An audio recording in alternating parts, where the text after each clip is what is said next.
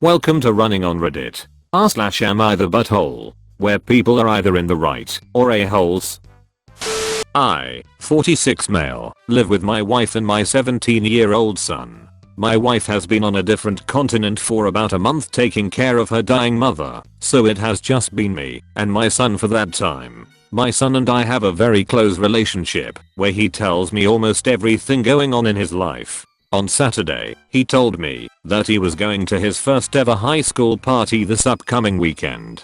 He was a bit nervous since he had never really drank before, but he knew that he was going to on that occasion. I'm not sure if this is relevant, but this is in Canada, where the drinking age is 19 in my province, and teenage drinking is very common. I asked my son if he wanted to have a few beers with me while we watched a sports game that night, as a test run of sorts. My logic was that if he goes into the party with zero awareness of his tolerance, then it could end badly, and it would be best for him to find out his limit in the safety of his home with me. We had some beers over a few hours in the night, and I cut him off at 6. He has had beer in the past, but never more than one at a time. He was pretty drunk, but he was okay, and slept it off. We talked about it the next day, and we agreed that 6 was a bit much for him, and now he knows to have fewer than that at the party. I was actually pretty content with this whole situation, since he had his first experience drinking in a safe environment, and I feel much more comfortable with him going to a party now.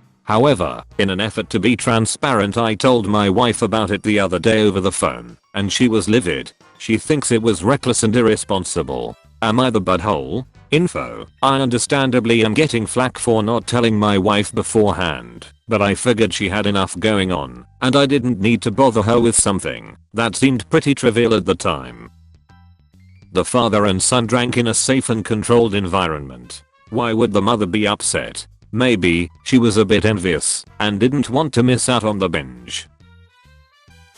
I gave birth 4 weeks ago, and we decided to have a baby ceremony where everyone gets to meet a lovely daughter, Charlotte. My cousin Alice and her parents were among the guests. The first thing I'll say about her is that she has expensive taste. She's the sort of person who has a minimum price range for how much she spends on clothing. She doesn't own anything that isn't designer, and has some items of clothing that cost thousands. She is a banker and still lives with parents, so she can afford the lifestyle. It was Alice's turn to hold the baby, and she was happy to at first, but suddenly Charlotte vomited on her. Alice handed Charlotte back to me and ran off crying, and spent the rest of the event crying in the car. I went to see her to apologize, but she didn't want to hear any of it. My mum gave her one of her shirts which was too big for her, and she felt completely upset and humiliated.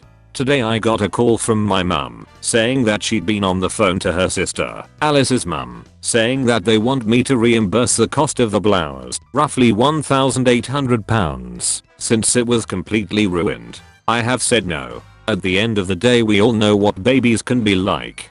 She took a risk wearing something so expensive knowing a baby was nearby, and unfortunately it backfired. I feel bad for her, but it was not my fault. Am I doing the right thing by refusing to pay up? Perhaps wearing expensive clothing around little people who don't quite understand the idea of value isn't a good idea. I sustained very bad injuries to my face this month. I'm in the stage of healing when the scar tissue has formed, but it's still very tender new skin. I'm going to have very obvious facial scarring for the rest of my life. The injury starts about an inch above my hairline, goes down over my brow, so that on part, hair will not grow. It continues down my cheek, where it is deepest. I'll always probably have an indentation in the fullest part of my cheek. Then it continues to my jawline. In some ways it's okay. I'm happy it's just cosmetic damage. My friends are super reassuring, telling me how badass and sick it's gonna look. They say I'm still as hot as ever, now a little more sexy and mysterious lol. But in some ways it really sucks. I know that I'm always gonna be seen first as the girl with the scar, and it feels especially bad when people look at me differently. This week, I had to fly home for a family thing. It was a plan I'd made long before my injury. I wasn't really looking forward to the pity or people making a big deal of it. I'd rather it not be acknowledged. I'd also met with my dermatologist who said that I was at the stage of scar tissue formation, that I no longer should be dressing the wounds, the skin was healing, and instead I needed to be applying topical cream and Vaseline to keep the side clean and moist. It also looks a bit ugly, the building scar tissue is very red and tender, and with the Vaseline over it, looks slick and shiny. So I get on this flight, I have the window seat, and I put on my headphones and drift off to sleep when the plane is still boarding.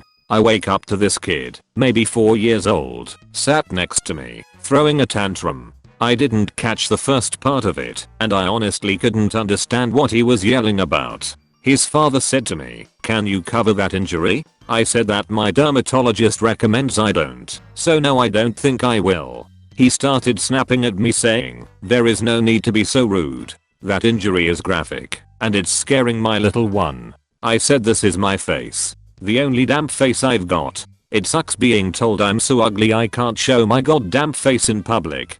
He started to backtrack saying just until it's healed, and I said it'll always be with me. Maybe teach some ducking compassion and respect instead of telling a girl half your damn age what you think about her face. That's rude.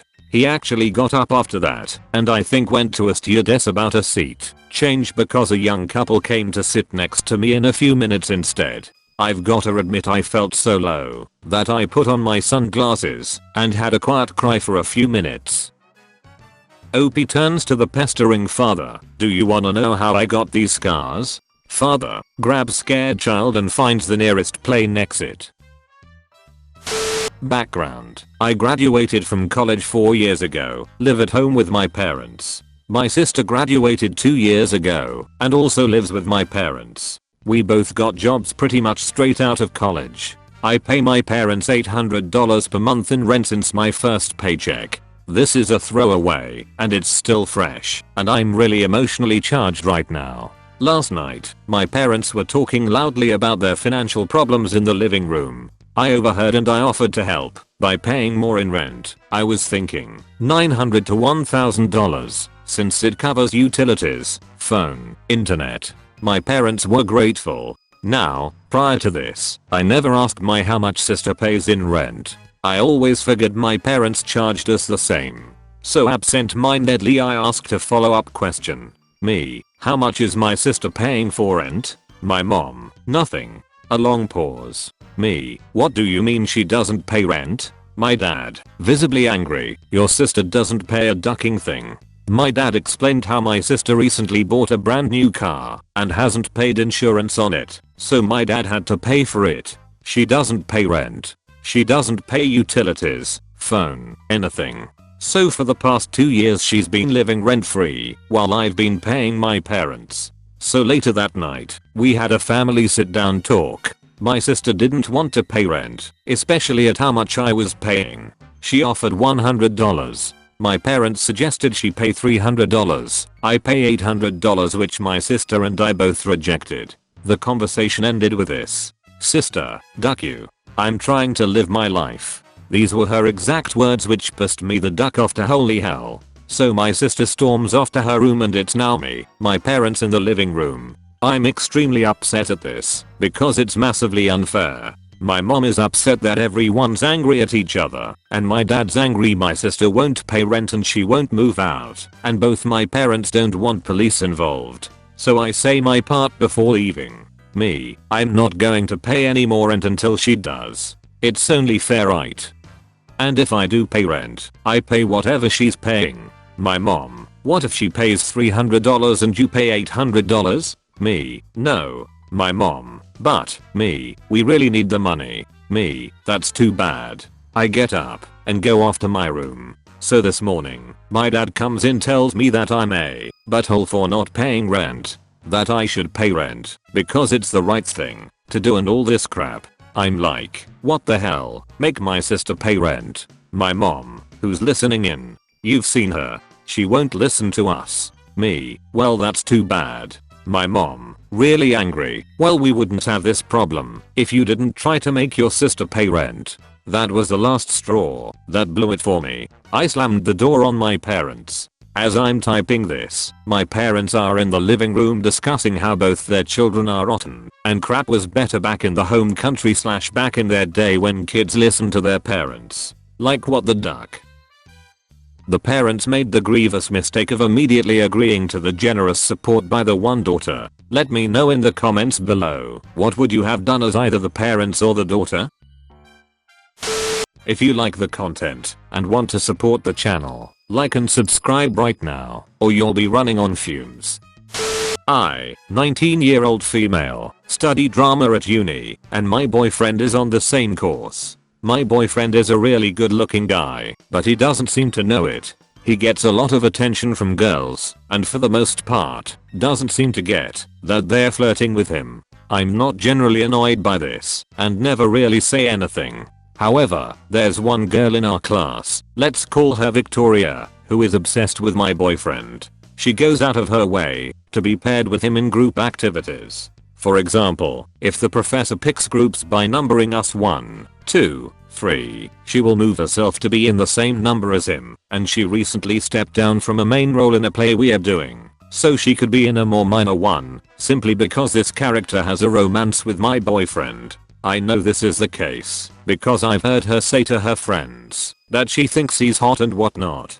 I've never said anything to her about it because she seems pretty insecure, always complaining about how she thinks she's ugly, and I don't see it as a big deal because my boyfriend doesn't care. However, we recently performed the play and had a small after party where she got slightly drunk and was bragging about how she definitely felt something when they kissed in the play, and she's going to ask him if he felt the same. I rolled my eyes and again ignored it until she actually went up to my boyfriend. She was a little bit drunk, and when she went up to him, I was there too. Victoria started saying that she knows he must have felt a spark, he's a really good kisser, etc. I snapped and sort of shouted at her that, you sound incredibly desperate, going after somebody else's boyfriend. You're pathetic if you think a stage kiss means you should be together. She looked super embarrassed and walked away, and I later heard she'd gone home crying. I feel like a pickle because she's obviously insecure and whatnot, and her friends haven't stopped calling me a skank since. Am I the butthole? Edit. She 100% knows that I'm his girlfriend. I have heard her talking about me being his girlfriend before. Elizabeth Gilbert said it best, infatuation is not quite the same thing as love. It's more like love's shady second cousin who's always borrowing money and can't hold down a job. Thanks for watching. Remember to subscribe and turn on the bell or you'll be running on fumes. See you in the next video.